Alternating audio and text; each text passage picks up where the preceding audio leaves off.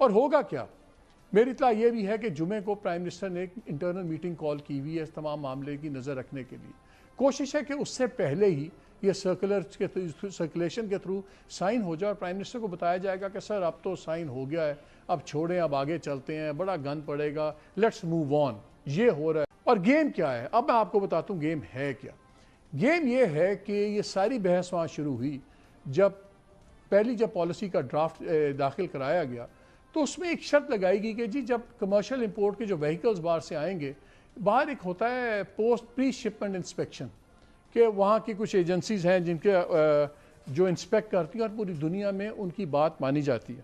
یہ دسمبر کے اندر ہماری کامرس منسٹری نے بھی یہ سرکولر نکالا جس میں انہوں نے کہا کہ جی وہ جو پری شپمنٹ انسپیکشن ہے وہ کمپنیز کریں گی جو international laboratory accreditation cooperation ILAC اور گلوبل ایکریڈیشن کوآپریشن گلوبیک, یہ دو ہیں جو دنیا میں ریکگنائزڈ ادارے ہیں جو گولڈ سٹینڈرڈ ہیں, جن کو یہ ریٹیفائی کر دیں جن کمپنیز کو تو پھر ان کی اسیسمنٹ مانی جاتی ہے. پوسٹ شپمنٹ کہیں نہیں ہوتی.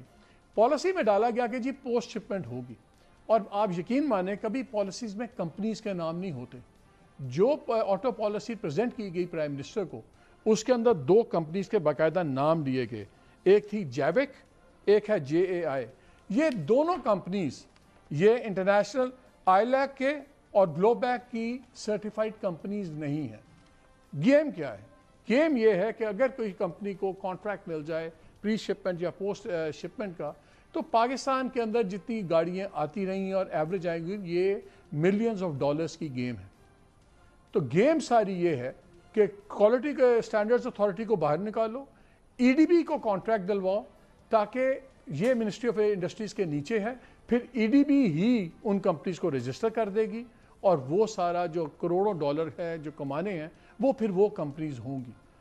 جو اس وقت کرنٹ CEO ہے اس کا قصور یہ ہے کہ اس نے ایک اسٹینڈنگ کمیٹی میں جا کے کہہ دیا کہ جی EDB کی جو ہے اس کی کیپیسٹی نہیں ہے, نہ ہمارا مینڈیٹ ہے, نہ ہماری کیپیسٹی ہے.